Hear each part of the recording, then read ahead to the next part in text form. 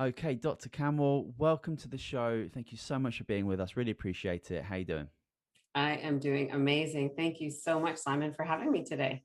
No, that's great. I'm excited to really get into it. So, why don't you just first up tell us a little bit about your backstory into medicine? Sure. So my previous life, I actually used to be with the RCMP, and I dealt with a lot of things that you cannot unsee. So my own journey, I had a lot of panic attacks. I mean, to say it lightly, I'd wake up, in the middle of the night, waking up thinking I'm having a heart attack. And fast forward, a girl that I was working with in my forensic lab, she actually said to me, you should really go see this naturopathic doctor that I'm working with because she was going through some fertility stuff. And at that time, I had no idea what that even meant and who that even was. And so I discovered this amazing woman in Ottawa. And 8 months later, I was pretty much off of all of my medications that I was prescribed. And in that moment, I knew my time at RCMP had come to an end. And I started the journey of my applications and what have you. And fast forward 16 years later, here we are. Wow, well, quite the journey. Yeah. So, from you were you taking medications from primarily from what you were experiencing through work as an RCMP? Exactly. Yeah, I was taking Ativan like it was candy. I was basically living on that stuff. And I was given, citalopram, then I was given Prozac. I was given all these different types of medications, but nothing was helping for me at the time. Uh, and is that like a common? You think that's a common thing for a lot of RCMP people who are Extremely common for people that are first responders, and not just, I mean, I see people from a whole host of walks of life.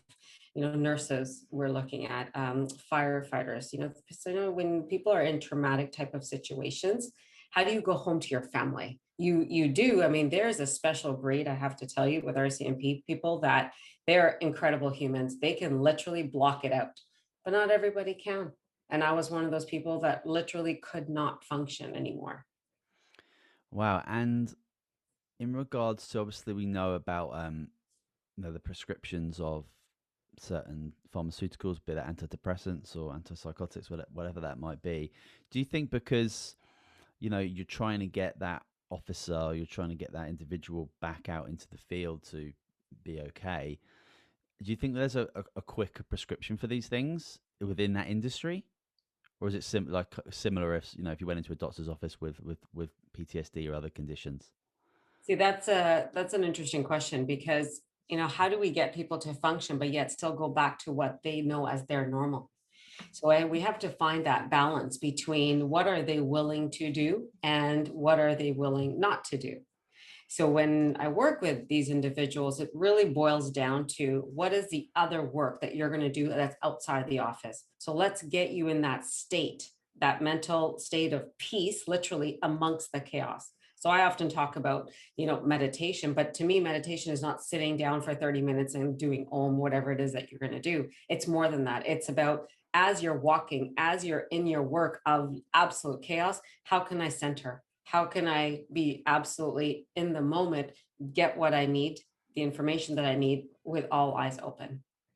So Yeah. that's how I try to get to teach these people that I work with in that regard. I don't know if that makes any sense at all. Yeah, no, it certainly does, and it's yeah, it's really tricky. It's really difficult, especially for those officers who are doing such a incredible job. But there's no training, and there's no brain training to be able to deal with that type of thing. And you say there's a rare individual who can do that, but there's no training for seeing terrible things, Exactly.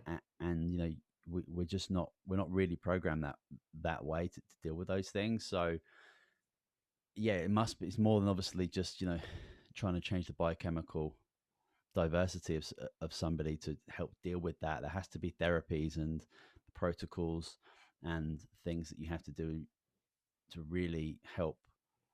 And Not in, support, yeah. And I also yeah, talk about what are people's outlets. Going home and having a glass of wine, going home and having that, bottle of beer or whatever. We know alcohol is a depressant. We are absolutely aware of that. That's been around for ages.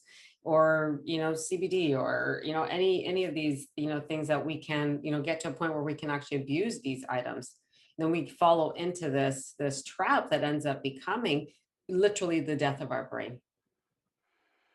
Yeah, it's severe, and especially over the past 12 to 14 months, a lot of people who are on the front line Hmm. having to deal with not just obviously the standard things that come with being a first responder, but there's so much extra happening right now, Exactly. which Exactly. is just a significant stressor. And To say the least. yeah, and I put out a video a few weeks ago in regards to, you can be as stoic as you want, but there's everybody's experienced anxieties and stress, and there are people that can seemingly block it out. I feel like a lot of people can suppress it better than others, but Yeah, at some point it's coming up and it's going to manifest, whether that's psychologically or physically. exactly. And we all should be really super conscious about like the things that we are exposed to. And yeah, an RCMP officer who is physically seeing those stresses, but like there are stresses all around us at the moment, Yeah, whoever you are, and we should all have some sort of practice to be able to just to be able to ease our minds and be able to bring parity and become a little bit more centered. exactly. So you specialize in rare disease, which is very Yeah. very interesting. Can you tell us a little bit about what led you into that specialty? Absolutely. So about 10 years ago, I had the pleasure of meeting a gentleman who had Fabry disease. And at that time, I had no idea what Fabry disease even was. And and through that, I realized there is zero information when it comes to nutritional health and the health of people who actually have a rare genetic disease, whether that be Fabry or Prader-Willi or Gaucher disease. So I've had the privilege of working with all these different types of diseases now. But at the time, there was zero information. And as a naturopathic physician, there were no other colleagues of mine that did this work at all. And so, thankfully, he was super open to trying different things with me. And I was just basing it on physiology. And the change that he got was absolutely incredible, night and day. So when he first came to me, he could not leave the house. He had diarrhea, and literally it was like 20 times a day. So his normal life, he used to be a biker, like would do the Grand Fondo, was unable to do that. And he could not physically go to the office. He could only work from home. I mean, now this is a normal thing, but back then it wasn't. And and so when we looked at his disease and what that meant, literally it was trial and error. It's like, how about we try changing your diet this way? Or no, let's take away something like a chemical component called carrageenan. That alone, I had no clue what kind of impact that was going to have on him. Life changing. It literally stopped his diarrhea. And he came in a month later, absolutely shocked. His wife came in, totally shocked. Like, what happened? Like, what is this chemical? I mean, when you look at something like carrageenan, it's not that harsh. It comes from seaweed. It's a stabilizer. It's a binder and what have you. But for some people that have that gut imbalance or that gut microbiome that is either missing an actual gene that they require to break down fat, that could be something toxic that we don't even realize. It's in everything. It's in toothpaste. It's in yogurt. It's in ice cream. It's in everything that needs stability.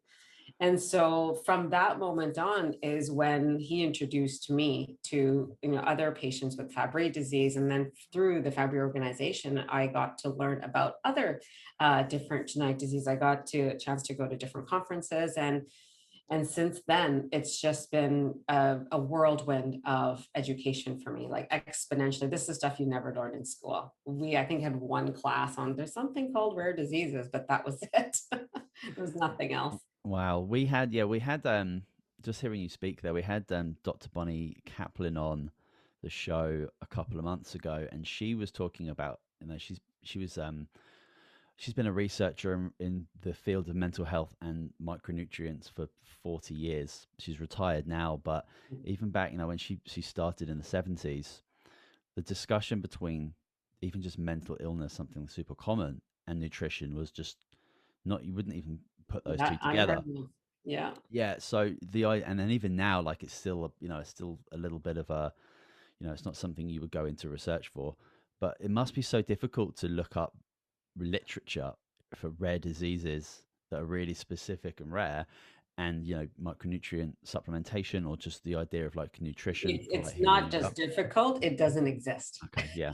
Well, yeah. Well, there you go. That's a problem, because obviously we know how our genetics play in regards to how well we're able to uptake nutrition, how our genetics play a part in how our gut might become inflamed, again reducing our ability to absorb nutrition. So Exactly.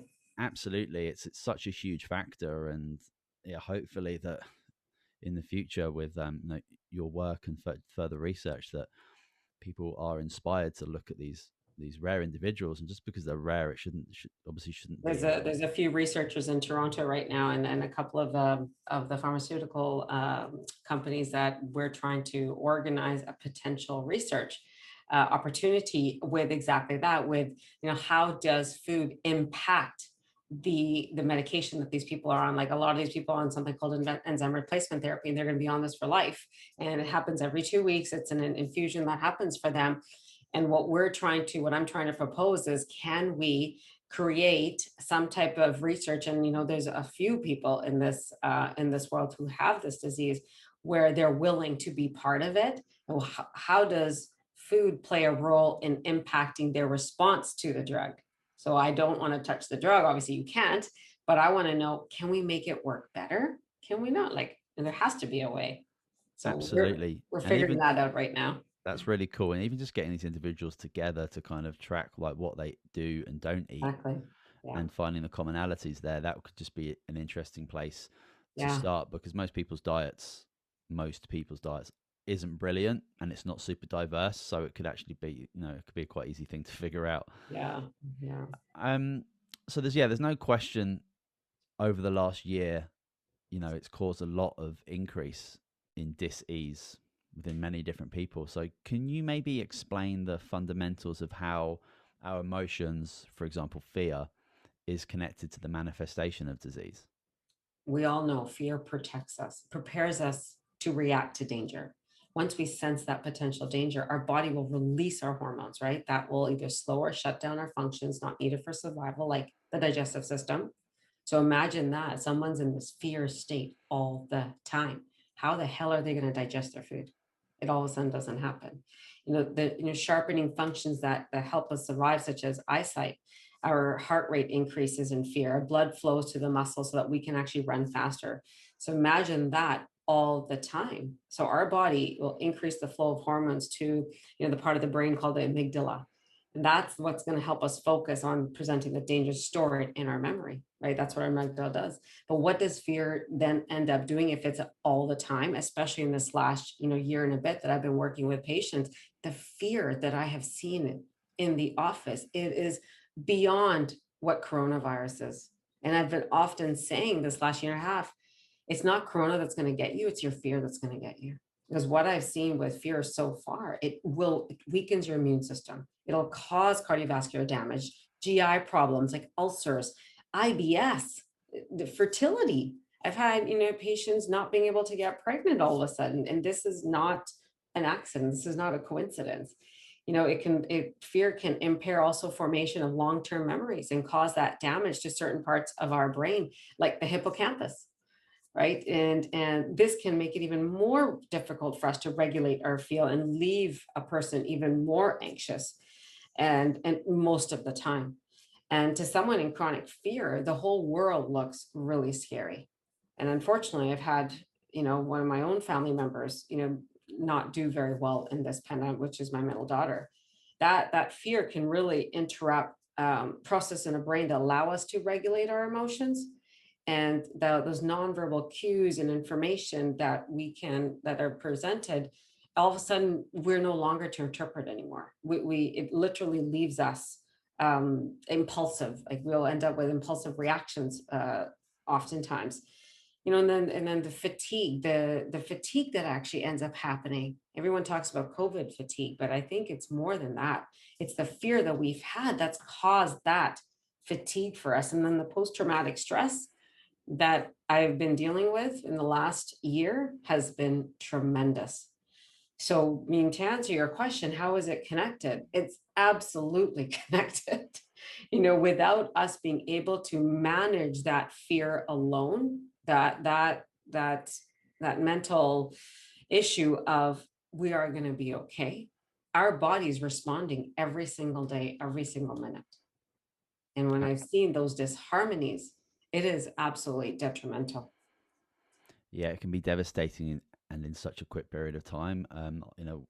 I think I say this probably every third podcast, but no, I think it's important to reiterate that we've certainly evolved to be able to experience fear and stress as a response to our external world. So that we see a lion or a tiger coming, we've got the ability to galvanize our resources to fight, to flee, or to freeze. Yeah. And we our body can do that in a really really quick period of time. Like you slam on your brakes because a deer runs across the street. you feel that you feel that biochemistry surging through your veins instantaneously. It's remarkable, and it happens so quickly because we've evolved to be able to do that. Yeah. But we've evolved to be able to do that in such a short period of time, like literally minutes. We've been able to keep this thing going sustainably, and then we're supposed to be able to reset and get on with our lives and carry on walking through the forest or whatever. But yeah, as you say, you've got this really interesting back story and back history and education in biochemistry. So can you maybe talk a little bit about the biochemical changes Absolutely. between those two things? So when we're in that state of fear, like you just spoke about, running away from a tiger, imagine that every day. So our adrenals are the ones that's responsible for secreting out the right amount of cortisol that we need on a regular basis. But when you look at the biochemistry of that, what are the other implications of that? When we have that rise in cortisol, the next thing to come is the pancreas turns on and says, "Oh my God, I need to be able to run." So what does it do? The beta cells are going to secrete insulin. Now you combine those two, cortisol and insulin, now together, those are now catabolic hormones that are going to allow us to run. But if we don't actually have an actual tiger or a bear in front of us and we're not actually running, we're just sitting on the sofa and we've got that process going on, what have we been doing? We've been eating, or we've been gravitating towards something. So then we now have this insulin that's sitting in our system, has to go somewhere into our cells. So, but how is it going to get there?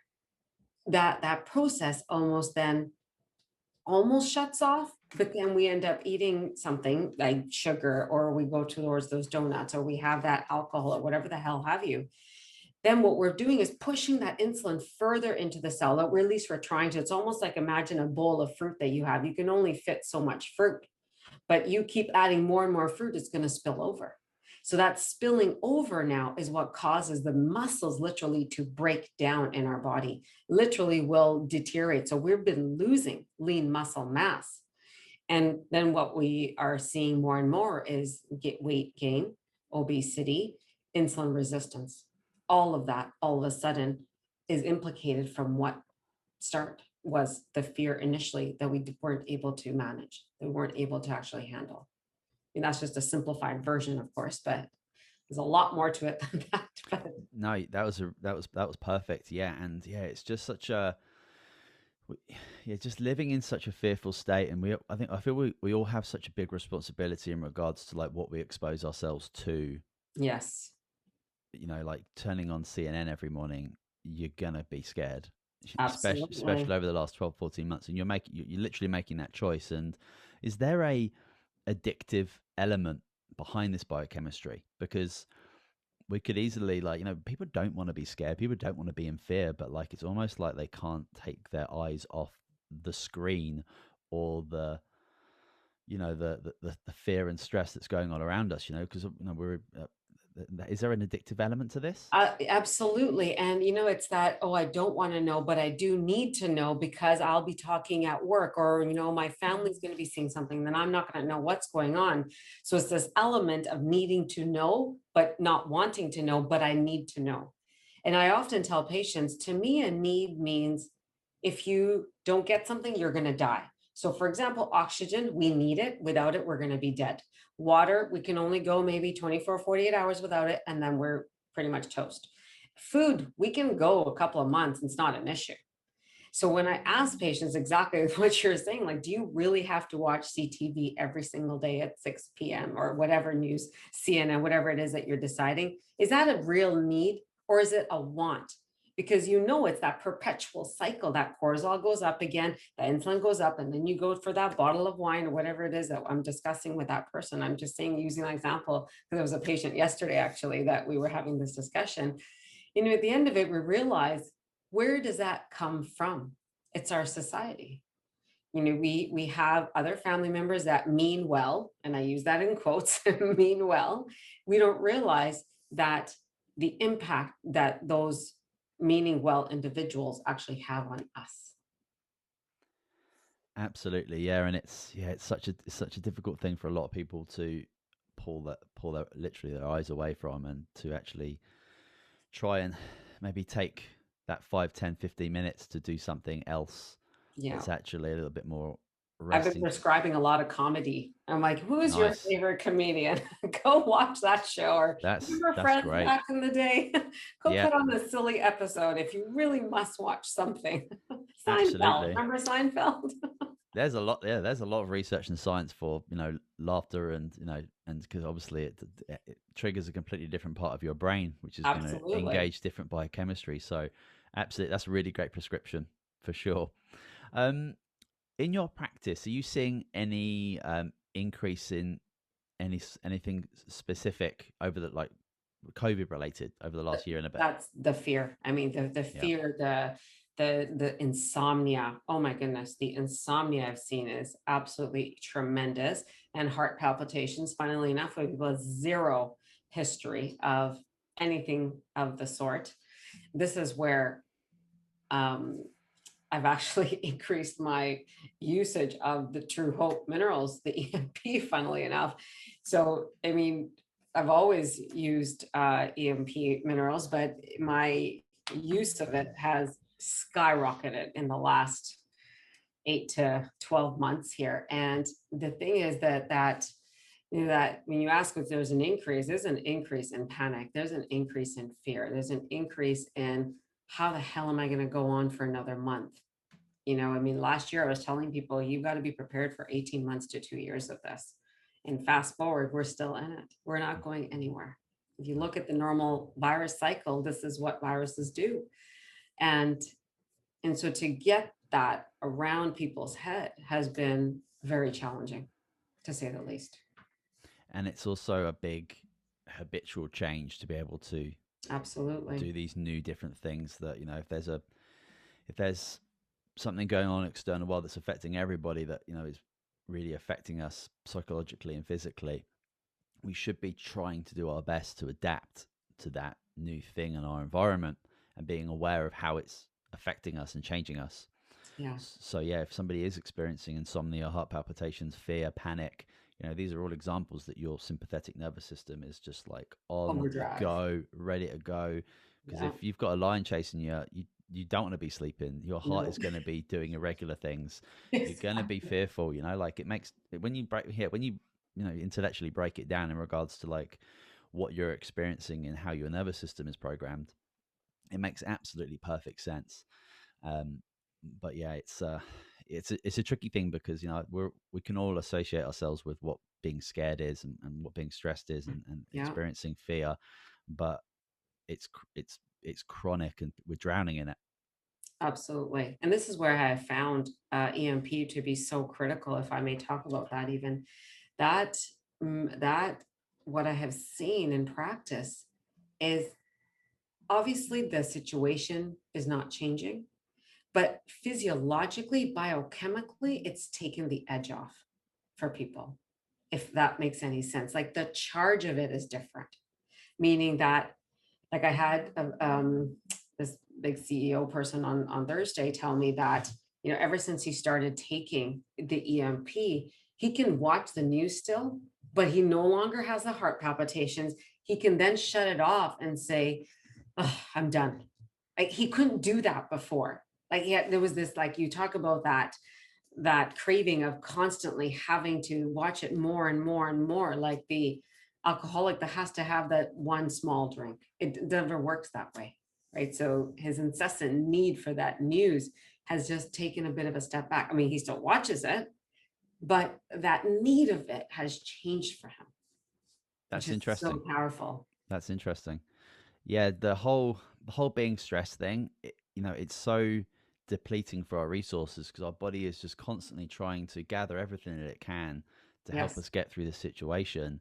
And I think most people should be taking a micronutrient supplement like Empower Plus anyway Yeah. because of many different reasons. Like our food isn't the same as it was. We've got crazy amounts of extra toxins in our environment, and we live minus COVID, we live in a stressful world anyway. So our brain and our body is, using all of our resources at a quicker rate. So we need to be replacing these. But yeah, you throw COVID in with this, just giving yourself that micronutrient supplement to give your brain and your body these extra ingredients to be able to maybe take a breath and take that step to maybe make a different response, Exactly. like this person you were talking about. Yeah, it just gives you that, I feel, You you extra ability. briefly you briefly touched on environmental impact. Environmental impact, if you look at the data that has been out for years and years now, even in Europe, like what chemicals are allowed in our fields here is not allowed in Europe. Illegal in Europe. Yeah. In Europe, exactly. And it's so interesting. A few years ago, my sister lives in Basel, Switzerland, and I went to go visit her. And it was just for the hell of it. I love going through the grocery store aisles in different countries just to see what's on the label. The label, I was shocked for cornflakes, was different. The Kellogg's cornflakes box that we all know about, the label was completely different in Europe than it is in Canada. And at that time, I had no idea, like, what is going on here. It wasn't until I did, really dug into this that realized the hole that we have here is what we allow for us in our children in our as human beings here on in North America is completely polar opposite to what Europeans will allow for their people. Yeah, there's definitely an insidious side in regards to legislative procedure for. Yeah, we could do a whole show on that, but yeah, Exactly. you're absolutely right. Yeah, like I lived in Sweden for many years, and then I moved to Canada, and I used to love Saturdays going for a coffee. They call it fika in Sweden, when you go for a coffee and you have like a couple of pastries or something, and then on a Saturday The you would just, real pastries. yeah, real They're ones. made with grass-fed butter pastries. Like if Yeah, our croissants here were actually made with grass-fed butter, I might consider it. absolutely. And then you come here and it's like you just feel crappy after having Yes. something here. So yeah, like there's absolutely no doubt about it that, yeah. And even for like, not even for like a few years, some of these things are illegal in Europe. We're talking like a decade. Chemicals that are sprayed on some crops in Europe, yeah, absolutely just not allowed there, but it's Yeah. totally fine in North America. It's a wild topic, but yeah, it's an extra That's toxic. another big discussion that I've had with my patients here during this pandemic too, is that, let's look at the quality of food that we're having. What is it that you're actually getting? And, we're very lucky here right now that, it's really warm and we're able to, if you happen to have a garden or couple of pots, you can grow a couple of veggies on your own. And this way you control what is actually going into that soil. Yeah, it's we again, we have a lot of responsibility, and we certainly can take a look at our diets and whether we're actually obtaining nutrition from these things, or are they just more fuel to the fire. What's your can you just tell us a little bit about your history with Truehope Canada and Empower Plus, like how it came into your life and into your practice? Absolutely. It was actually a few years ago, a patient of mine who was already on it. And I asked her, like, what are the medications that you're taking? And she's like, I only take this one thing and it has changed my life. I'm like, well, what is it? And so she told me about it and I'd never heard of it, never didn't even know it existed. And so then I started researching it, started looking it up and dig a bit more digging as you guys also had that olive leaf extract that I had already had my father on from his heart attack issues. And fast forward, I started implementing it with various different individuals who were having whatever different type of mental health issue, whether that be, ADD to not traditionally diagnosed as ADD, just trouble focusing, or that little bit of depressive episodes that some patients would get during the winter months, like just for sad. And it's not just about vitamin D. I thought, why don't I try this? And the change and the effect it has had on my patients has done a 180 in my practice. It's been the most incredible thing I've been able to implement. So Wow. it has been a game changer. But even in my own house, so like I briefly mentioned earlier about my middle daughter there who has really struggled in this pandemic. I started her on this last year in the summer when I just couldn't take her anymore, and it completely reset her. I mean, she's still obviously nervous and scared. I mean, it's that part of it has not gone away, but she's able, I can actually go out now with a walk with her without her being petrified of leaving the house. It's been amazing in my own household. It's wonderful to hear that. I'm so happy to hear that. That's great. Have you seen it support most people? Like, is there a common thing that I mean, do you give it to everybody? Is there, is there No, something no, no. you're having a conversation with, you're having a session with somebody, and, when does it pop into your mind? Because you're obviously having a one-on-one intake with somebody, and then someone's telling you about their things, and your mind goes to different places, what might work, what might not. When does it pop into your mind when you're talking to somebody? I always do blood work first. Before I give anybody anything, I always take a look at what is the liver enzymes doing? What is the blood sugars doing? What is, their level of inflammation in the body? Once we have that in front of me, and then we are discussing, their emotional state, their stress levels, what they do for a living, their work, that type of stuff. So it really depends on the individual. Was it something for everybody? Absolutely not. I don't believe in that anyway. But it's more when patients know intellectually that there is something that's missing for them, or they know intellectually, like, I just can't shake this out of me right now, and I need something to help me shake it. If that makes sense, that's the person that I give EMP to. When they know themselves, like their motivation to do their normal stuff that they used to have as outlets is gone, or they used to be someone that would go for runs and just haven't been able to because they just are too depressed, or just not, the motivation is not there. Those are the patients I find that really benefit from EMP, just to help lift that spirit again and get them to reset again. That's really And cool. I love that. some That's patients start higher dosages, and I have actually some individuals that's been on it for a year or so now, and they're like, I'm not coming off it. I'm just going to take one a day. It's been awesome. that's great, and it's so obviously important, as a doctor or as a practitioner, or even as a patient. It's important that we learn about the things that we're taking, and really getting involved in our healthcare. How important is it as a doctor or a practitioner that you keep up with the most like recent literature, especially around nutrition and disease treatment and management? I would say you take a shower every day, don't you? It's absolutely critical. This is non-negotiable. So, of all the my colleagues and stuff that I have the pleasure of meeting over the years, we constantly are sharing research articles back and forth constantly every day. That's what I do before I go to bed. I'm supposed to read something else. I don't. I always have, my rule of thumb has always been 3 journal articles a week. That's just the way it is. And one of my professors actually taught me that years ago. And he said, as a practitioner, to keep up with literature is very difficult. But if you, tell yourself, I'm going to read, 1 article a week, 2 articles a week, it doesn't matter what you decide to do. You do that, you will be a better practitioner and be able to change as things change. And I've always told my kids, you want to be like the willow tree that bends. You don't want to be that stiff board that was only one way. You do that, you're going to break and you're toast. Interesting analogy. I like that. Yeah.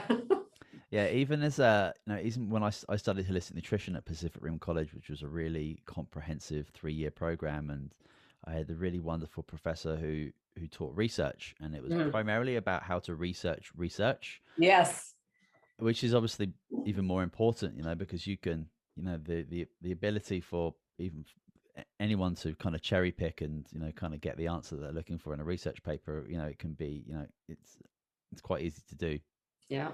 So being able to actually like decipher that, and actually, not just jump to the conclusion and looking at the title, really getting into it, that's a really Yes. important part. But it's I don't see why, there are some terminologies and there are some things in there, but like I don't see why anybody can't look into what they're going through, and going onto PubMed or going onto these other applications, and Yes. looking for these, and diving into the research a little bit better. I think that's not only is it really accessible, but I think that if you can get over like how sometimes they look a little bit complicated, and some of the charts and the p numbers and stuff, like it can look a little bit intimidating, but with a But the little bit. resources that we have now versus what we had like 25 years ago, it's amazing. Mhm. There is absolutely no reason anymore that we can't access information. Like Science Direct is probably one of my easy go-tos for patients all the time, because it's easy to understand information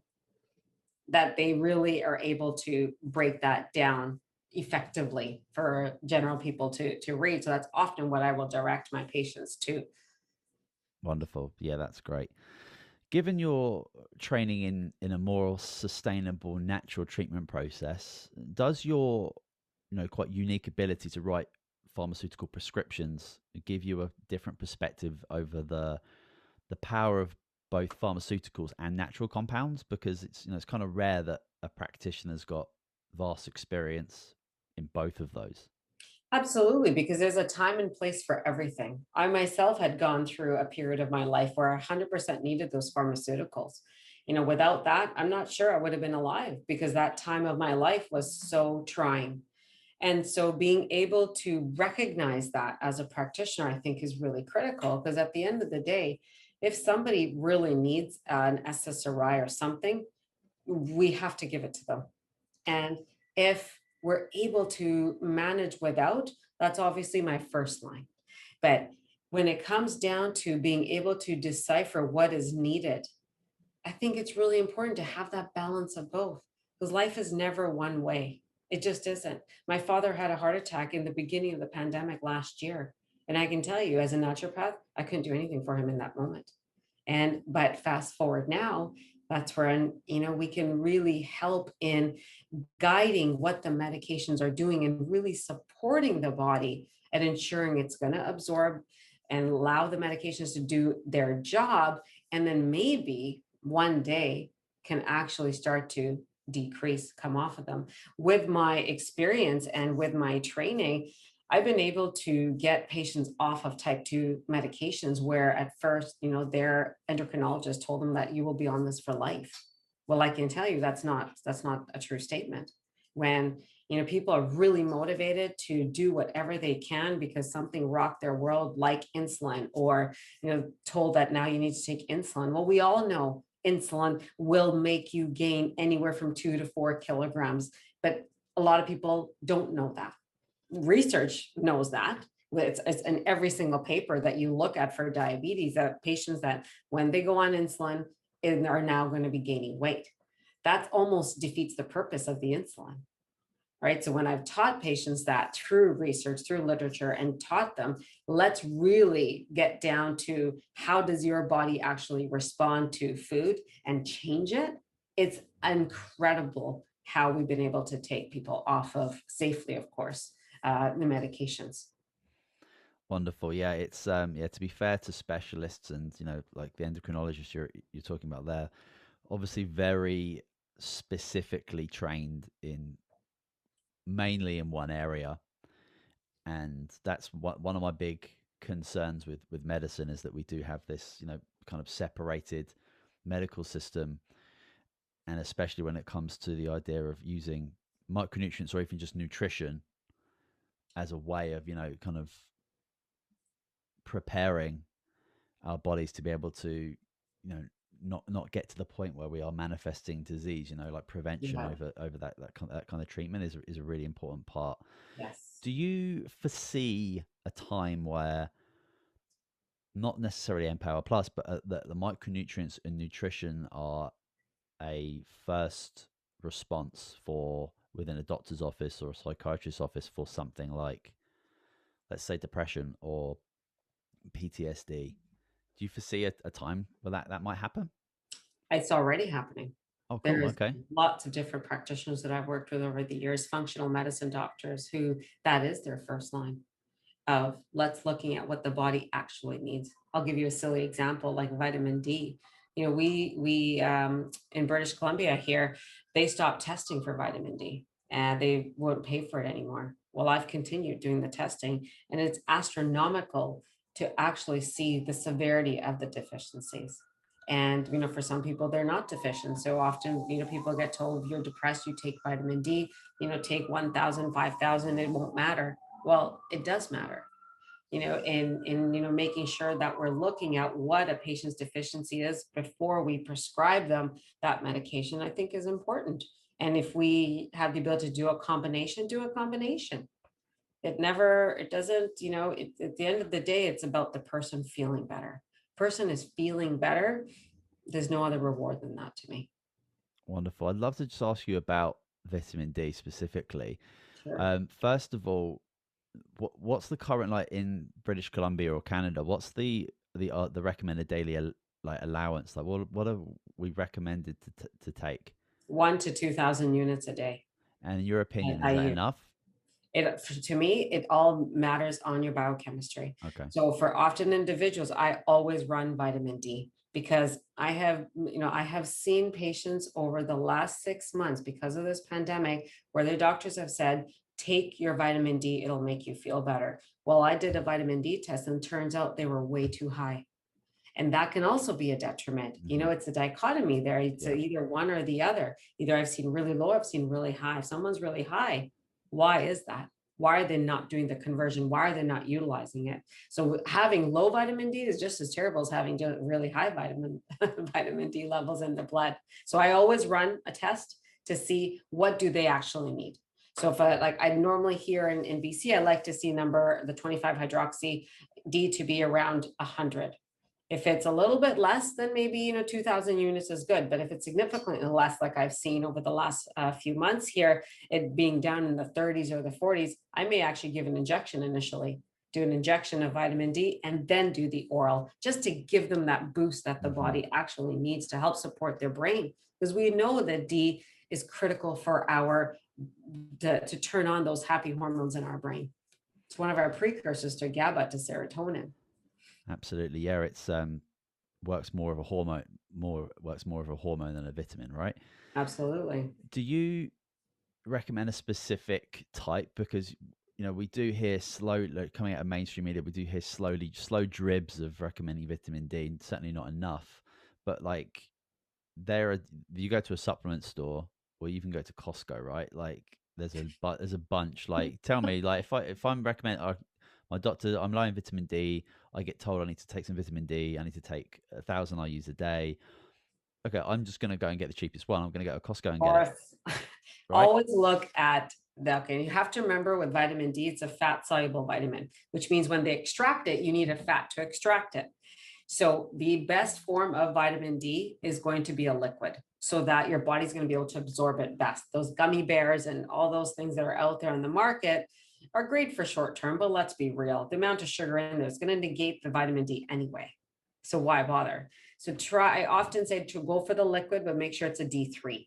Now, if you're postmenopausal, if you're an older person, like maybe above 40, 50, and you're not on any type of blood thinners, it's typically better if you get the D3 with the K2. And that K2, that melatonin, the research behind it to ensure that that vitamin D actually shunts and provides the calcium to go into the bone is what we want. We don't want the vitamin D to take on its own, only to have calcium sitting in the arterial wall to cause a problem later. Wonderful. That's cool. Yeah. So you would recommend a liquid form. Is there a brand you like? Um, I don't know if I'm allowed to say, but I I mean, like it. I mean, there's a couple yeah. of really clean brands out there. Thorn is probably one of my favorite. I give that to my own children. Cytomatrix is another really clean one. There's lots on the market. And what I often tell people is make sure you go ask for the third party testing. What is the purity? What do they do to ensure that their D is actually clean? Again, that's another step to you. Another responsible step you're taking in your healthcare is, finding out where Exactly. those vitamins are coming from. And if you go to a good quality health store, most of the people working in the supplement section are incredibly well versed in all of it. Exactly. And that's what they do. They do this day in, day out, and they work with these manufacturers, these companies that provide them with the education. I know at Truehope we have a Truehope University that literally all the employees of all the retailers across Canada, they take it, and it gives them a little bit more of a deeper dive into each of our products, and they can go back in there and they can kind of like relearn that. So yeah, there's a lot of great companies out there doing lots of things. I'm not here to just like plug Truehope, because personally I take a lot of AOR products as well Oh, wonderful. as Truehope. So I think there are some wonderful Canadian brands out there as well that do really, really good Absolutely. jobs. Wonderful. Well, just coming to the end of the show, how can people get a hold of you? My website is drkanwal.com. Very nice and simple. Nice. Yeah. All my Per- information is on there if you wanted to get in touch for anything. Perfect. And what's your what particular area are you in? In BC. In BC, yeah. I'm in Vancouver, actually downtown Downtown Vancouver. downtown Vancouver. Perfect. Yeah, Well, I'll make sure that all your contact details and everything are in the show notes so people can get hold of you. I really appreciate you coming on the show today and taking the time to discuss. I think we went off into a few different really important areas, and I really appreciate that. Thank you so much. I hope maybe you consider coming on again and jumping for into. sure. Thank you so much, Simon, for even having me today. This was really fun. Awesome, great. Well, I'm glad you enjoyed yourself. That's good. That's important. Great. Well, thank you very much, everyone, for joining us today. Thank you again, Dr. Canwell. For more information on anything we've spoken about this show, you can jump onto the show notes. Don't forget to subscribe if you want to. Thank you so much for listening, everybody. This is True Hope Cast, the official podcast of True Hope Canada. Have an awesome day.